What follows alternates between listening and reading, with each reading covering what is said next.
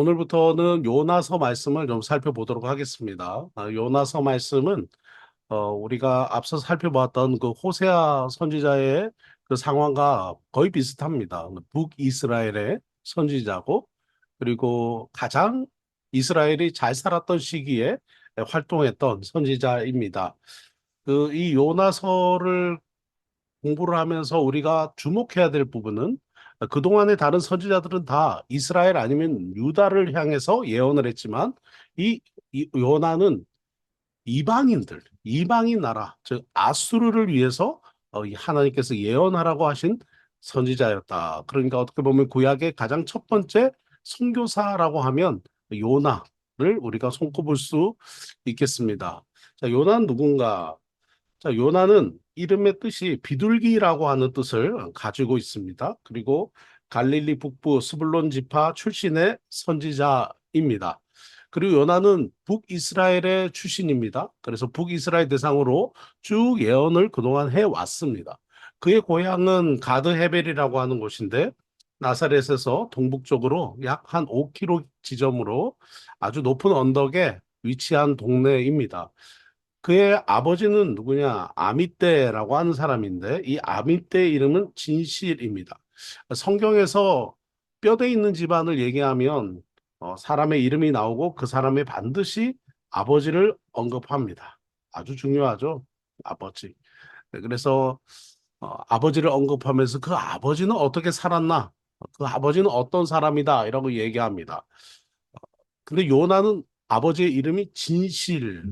아주 좋은 이름이죠. 아주 좋은 이름입니다. 성경에서 왜 이 요나라고 하는 사장의 짧은 분량에서 이 아버지의 이름을 특히 언급하면서 얘기할까요? 바로 어, 이 요나의 집안이 아주 진실하고 하나님께 쓰임 받는 집안이었다는 것을 보게 됩니다. 아주 중요한 것 같습니다. 그래서 성경은 나 혼자 사는 게 없어요. 나 혼자가 아니라 내가 하는 모든 행동은 다 영향을 줍니다. 누구에게 영향을 줍니까? 가족에게 영향이 있고, 그리고 또 그 가문에 영향을 주는 것이다 하는 것을 우리 다시 한번 더 기억해야 할 것입니다. 요나는 북이스라엘 왕 여로보암 2세 때 활동했습니다. 여로보암 2세, 이제는 좀 익숙해지실 만한데, 여로보암 2세 하면 가장 북이스라엘이 부강했었던 때, 가장 잘 살았던 때입니다. 부강한 나라였던 시기, 여로보암 2세. 근데 사실 역사적으로 보면 여로보암 2세가 잘해서도 있지만 주변 환경이 굉장히 평안했어요. 뭐 누가 자기를 공격하는 게 없었어요. 주변에 이스라엘과 남유다를 공격하지 않았습니다. 그래서 여로보암 2세 시대에, 그리고 남유다는 우시야 왕 시대, 동일한 시대입니다. 남유다는. 이 시기가 가장 솔로몬 이후에 부강했던 시기였습니다. 왜냐하면 주변 나라가 다 잘 안 되던 시기였기 때문입니다. 그래서 반대로 이스라엘과 남유다는 침공하는 이 다른 세력들이 없었기 때문에 나라가 평안했고 안정했다. 그래서 평안하는 시간이 있으니까 다 잘 살게 됐다 하는 것이, 이것이 아주 중요한 것 같아요. 평안하니까 부강해지더라는 거죠. 여러분, 우리도 우리 개인의 삶도 그렇죠. 우리 개인의 삶도 평안하면 잘 살게 됩니다. 여러분, 우리의 환경이 평안해서 뭐 환경적인 조건이 아주 뭐 돈이 많고 살만하고 해서 평안한 것도 있겠지만, 그냥 마음의 그 평안을 잃지 않는 것, 그것이 바로 부강해지는 원칙입니다. 그래서 우리 신앙인은 어떻게 살아야 됩니까? 마음의 평안을 잃지 않아야 됩니다. 그러면 반대로 마음의 평안이 없으면 부강하지도 못하고 가난하게 된다. 가난하게 된다. 설마 나는 그럴까? 그렇지 않아요. 이게 성경의 원칙입니다. 자, 보시면 여로보암 2세 때 평안했습니다. 그런데 영적으로는 어땠습니까? 영적으로는 건강하지 못했습니다. 우상을 섬겼습니다. 그때 여로보암의 이 상황에서 하나님께서는 여로보암에게 온전한 하나님의 길로 걸어가라라고 요청하셨습니다. 잠깐 여로보암 2세 이전에 그러면 상황은 어땠냐? 예후가 피비린내 나는 숙청을 진행을 했습니다. 계속 이스라엘의 북이스라엘의 역사는 한 사람을 여로보암 첫 번째 솔로몬의 아들 여로보암서부터 쭉 마무리까지 여로보암이 가는 게 아니라 계속해서 쿠데타가 일어나고 반란이 일어나고 숙청하고 또 어, 그런 일들이 계속 반복되는 게 북이스라엘의 상황입니다. 그래서 북이스라엘의 가장 그래도 그나마 인정받았던 왕이라고 한다면 여로보암 2세 뿐이었다. 그 전에는 계속해서 반복됩니다. 근데 그때 우리가 주목해야 될 사람이 예후라는 사람인데요. 이 예후는 하나님께서 쓰셨던 하나님이 도구로 쓰신 사람입니다. 뭐냐면 아합과 이세벨의 그 가문, 그 오므리 왕조에서 하나님이 가장 싫어했던 거죠. 뭐냐? 바알 우상을 숭배했던 일들이 바로 이 아합과 이세벨 오므리 왕조에서 있었습니다. 그래서 하나님께서는 예후를 사용해서 이 아합과 이세벨 오므리 왕조를 쿠데타를 일으켜서 다 숙청합니다. 심판하고 말았습니다. 그런데 예후가 하나님의 뜻대로 오므리 왕조를 제거하고 하나님 잘 섬겼으면 좋았을 텐데 예후 역시 북이스라엘의 초대왕 여로보암의 길을 걸었다. 그러니까 성경에서 우리가 그 역대기나 또 열왕기에서 여로보암의 길을 걸었다라고 말하면 다 우상 숭배한 사람들입니다. 그러니까 우상 숭배한 길을 걸었다는 거죠. 어, 잘 하나님의 길을 끝까지 걸었으면 좋겠는데 잘 하다가 뒤에 우상 숭배하는 길을 걷습니다. 하나님이 원치 않는 길을 선택하고 그 길을 걷습니다. 그래서 예후는 단과 베델에서 금송아지를 섬기는 일을 하게 됩니다. 너무 안타깝죠. 우상을 섬겨서 정말 하나님이 끝까지 이 이스라엘을 잘 지켜나가도록 했으면 좋았는데 이 예후가 우상을 섬김으로 인해서 아람 왕이 아람 왕 하사엘이 이 북이스라엘을 침공하게 됩니다. 그러면서 평안했던 시대가 끝나요. 그리고 아주 힘든 시기가 오게 됩니다. 여기 보면 아까 단과 베델이라고 그랬잖아요. 여기 지도에 보시면 파란색으로 된 데가 북이스라엘입니다. 북이스라엘. 노란색으로 된 데가 남유다입니다. 자, 이렇게 분단 국가가 되었죠. 그런데 단이 어디냐? 바로 여기입니다. 여기가 단이에요. 오른쪽 지도에 보시면. 그리고 밑에 베델이에요. 단에서 베델까지. 마치 백두에서 한람까지죠. 백두산에서 한라산까지 가장 북쪽에서 가장 남쪽까지 우상 숭배가 극심했다는 거죠. 무슨 우상을 섬겼습니까? 바알 우상입니다. 오늘날의 우상은 무엇일까요? 오늘날은 세속적인 삶이 우상입니다. 세속의 삶이죠. 왜 우리 선교사들이 훈련할 때 좀 청빈하고 그리고 우리가 왜 훈련 기간에 재정을 좀 아끼고 또 스스로 이렇게 스스로 절제하면서 사는 것에 대해서 훈련할까요? 어떤 사람이 보면 아유 선교사님들은 좀 어떻게 보면 거지 같다 그럴 수도 있어요. 그러나 왜 선교사들이 그렇게 훈련하는 걸까요? 왜냐하면 이 시대가 세속적인 시대이기 때문입니다. 그래서 선교사님들은 세속주의적인 이 세상을 배격하고 반대로 하나님을 온전히 섬기면서 돈이 아닌 온전히 하나님의 복음을 전하고 하나님의 말씀을 전하는 일에 집중하고 살아가는 것이 중요한 훈련이기 때문에 우리가 그렇게 살아가는 거죠. 아주 중요합니다. 시니어 선교사님들이 여기 이제 선교사로 오면 어려운 게 이 부분이에요. 그러니까 은퇴할 때까지 아주 열심히 사셨어요. 그래서 은퇴 이후에 조금 누리며 살아봐야지, 그리고 좋은 일 하며 살아봐야지, 그렇게 하고 오시지만 막상 오고 나면 얼마나 좋습니까? 필리핀에서 뭐, 네? 그 골프장 또 회원권도 막 해서 그렇게 누리며 사는 모습. 그러니까 한국에서 로망의 모습들로 살아가면서 함께 선교도 한다. 좋을 수도 있지만 저는 글쎄요, 우리가 반대 정신으로 살아가는 것이 중요하다.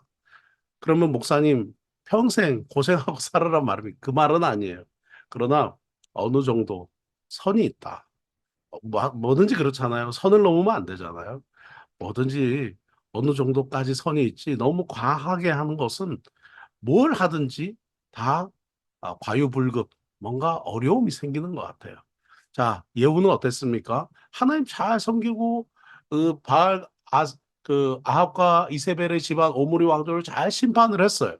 그런데 그는 끝까지 하나님의 길을 걷지 않고 세속의 길을 걸었습니다. 바알을 우상을 숭배했습니다. 여러분, 저와 여러분은 오늘 어떻습니까? 주님의 나라를 위해서 살아가기로 결정했습니다. 그럼 우리는 끝까지 그 길을 잘 걸어야 되겠죠. 근데 꼭 우리가 우리의 삶을 어렵게 하는 사람들이 있어요. 뭐죠? 이스라엘에게는 아수르가 침공하고 아람이 침공했던 것처럼 우리 개인의 삶도 마귀들이 역사합니다. 보이지 않지만 어둠의 세력들이 있다. 자, 그 당시에 이렇게 우상을 섬기면서 아람 왕 하사엘과 베나닷, 그 하사엘의 아들 베나닷이 이스라엘을 엄청나게 괴롭힙니다. 너무너무 가혹하게 이스라엘을 괴롭힙니다. 그래서 이스라엘의 그래서 악한 왕 중에 한 명인 여호아하스라고 하는 왕이 있는데, 이 여호아하스라고 하는 왕이 우상 숭배를 엄청나게 하던 왕이었는데, 아람 왕이 너무 괴롭히니까 이 여호아스가 하나님을 찾습니다. 너무 인생이 고달프고 힘이 드니까 하나님을 찾아요. 구원해 달라고 기도합니다. 그때 하나님께서 이스라엘 백성들을 불쌍히 여기셔서 구원할 자를 보내십니다. 그게 누구냐? 이스라엘의 왕이 아니고 아람에도 아니고 하나님이 아수르 왕을 사용을 합니다. 그 사람이 누구냐면 바로 아닷 니나리 3세입니다. 하나님이 이 아단 리나리 3세를 사용합니다. 이 당시에 아수르 제국의 여로보암 2세 때 아수르 왕들이 총 대표적으로 이 네 명이 나오는데요. 하나님이 이스라엘을 구원하기 위해서 이 아단 리나리 3세를 사용합니다. 이 사람이 이제 하나님이 그 여호아스 왕이 구해달라고 하는 게 쪼르자 이 아단 리나리가 어떻게 하느냐? 아람을 공격을 합니다. 그래서 아람을 다 막아줍니다. 이런 일들 때문에 어떤 게 됐느냐? 이스라엘이 평안해집니다. 이 당시가. 그리고 남유다도 평안해집니다. 그러면서 영토도 넓히게 되고 그리고 힘을 키우게 되었다. 우리도 뭐 그렇잖아요. 시기가 참 중요한 것 같아요. 팬데믹을 맞이하니까 모든 것이 다 어렵고 힘들어져요. 뭐 모든 게 다 어렵고 힘들어집니다. 자, 이러다가 또 평안의 시기가 올 겁니다. 늘 안 좋은 건 아니죠. 안 좋다가도 바닥을 치고 나면 다시 좋아지게 됩니다. 자, 좋아질 때 평안이 올 것입니다. 뭔가 더 잘 되게 될 것입니다. 이스라엘도 땅을 넓히고 영토를 넓히고 평안의 시기를 가졌던 것처럼 우리 개인의 삶도 좋은 날이 오게 될 것입니다. 그때 가장 중요하죠. 하나님을 잘 섬겨야 됩니다. 이스라엘의 역사를 우리가 보면서 배우는 게 뭡니까? 평안할 때 교만해지고 평안할 때 자만해지면 안 되더라는 거예요. 평안할 때 항상 하나님 앞에 나가. 그래서 아침 예배가 참 중요한 것 같아요. 매일 반복되는 이 말씀을 연구하고 공부하는 이 시간들이 아주 중요하고 하나님 앞에 기도하는 것들이 기도하는 시간을 갖는 것이 너무 중요한 거예요. 짧은 30분의 시간이지만 하루 하나님 앞에 나와서 기도하고 또 하루 종일 어딜 가든지 주여 주여 항상 주님의 마음을 품고 주의 뜻이 무엇인지를 찾는 것, 그것이 너무너무 중요한 것입니다. 그래서 결국은 북이스라엘은 여로보암 2세가, 남유다는 우시아 왕이 결국 평안한 나라를 만들게 되고 너무 잘 살게 됩니다. 그래서 솔로몬 시대의 영토까지 확장하게 됩니다. 어마어마한 일이죠. 그래서 요나가 활동했던 시기는 바로 이 여로보암 2세. 이제 힘들었던 시간이 끝나고 평안의 시기가 왔던 그 시대였습니다. 그때 왜 평안했다고요? 아수르가 침체기를 걷게 됩니다. 자, 여로보암 그 요나가 활동했던 시기의 아수르의 왕은 이 세 번째 아수르단 3세였습니다. 그러니까 요 시기가 아주 이스라엘에게는 평안의 시기였습니다. 아수르가 침공도 하지 않고 그리고 또 외부에서 어떤 외적도 침공하지 않고 평안한 시기였다. 한 50년 동안 아주 평안한 시기를 겪게 됩니다. 자, 그러나 하나님께서는 이 시기에 요나를 부르셔서 이 아수르로 가라고 말씀을 하십니다. 거기에는 어, 중요한 사건들이 있었습니다. 왜냐하면 그 당시에 이 아수르에 침체되었던 이 시기에 아수르의 역병이 돕니다. 전염병이죠. 우리 같으면 코로나 바이러스 같은 전염병이 돌아서 많은 사람들이 죽게 됩니다. 그때가 이 살마네세 4세에서 아수르난 3세로 넘어오는 요 시기였습니다. 약 BC 760년 정도로 보고 있는데요. 이때 아주 큰 역병이 돌면서 사람들이 많이 죽게 됩니다. 그래서 아수르에는 너무너무 무서운 일이 일어난 거예요. 많은 사람들이 죽게 됐습니다. 요 시기에 하나님께서 요나를 아수르에 가서 하나님의 말씀을 전해라라고 하셨다라고 많은 학자들은 주장을 합니다.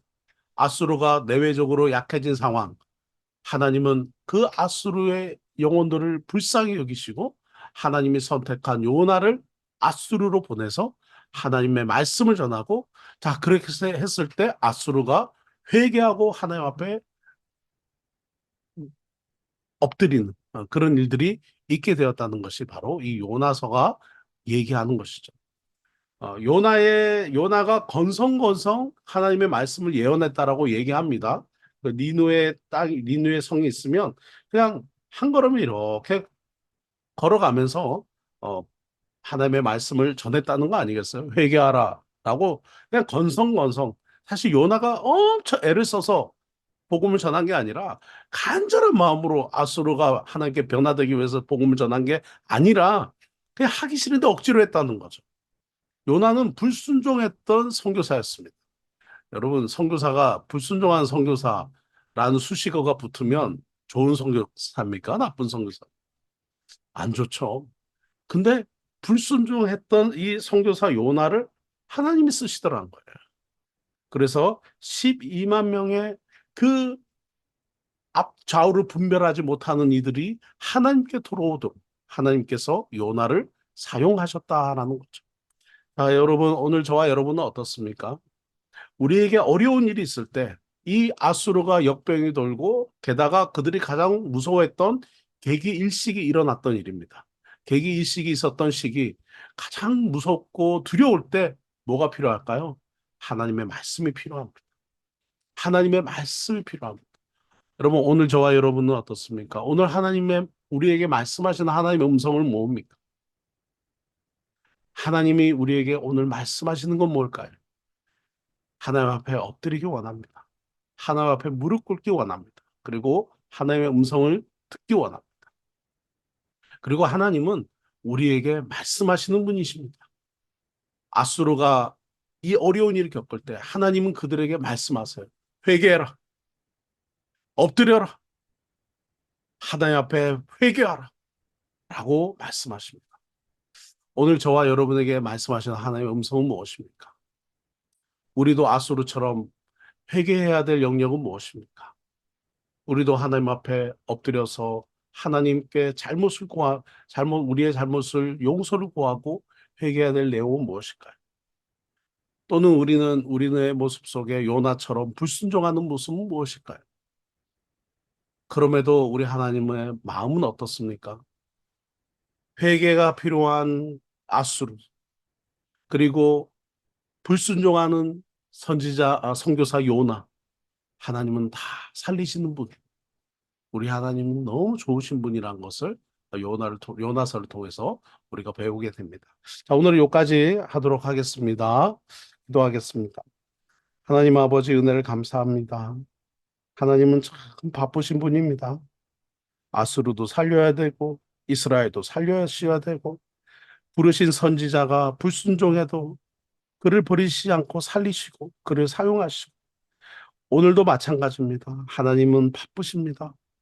불순종하는 우리를 살리시고 우리의 가정을 위해서 일하시고 우리 개인의 삶을 위해서 역사하시는 참 좋으신 하나님, 요나서를 통해서 다시 한 번 더 생명을 살리고자 모든 것을 주시는 하나님의 그 마음, 아들을 내어주시는 하나님 아버지의 아낌없이 우리에게 주시는 하나님의 그 마음을 우리도 깨닫고 이제 배워서 우리도 하나님의 마음을 가지고 하나님이 살리고자 하는 영혼에게 우리도 하나님처럼 우리의 가장 소중한 것을 내어주고 하나님의 모습처럼 살아가는, 하나님의 성품으로 살아가는 우리 모두가 되게 하여 주옵소서. 예수님의 이름으로 기도드립니다. 아멘.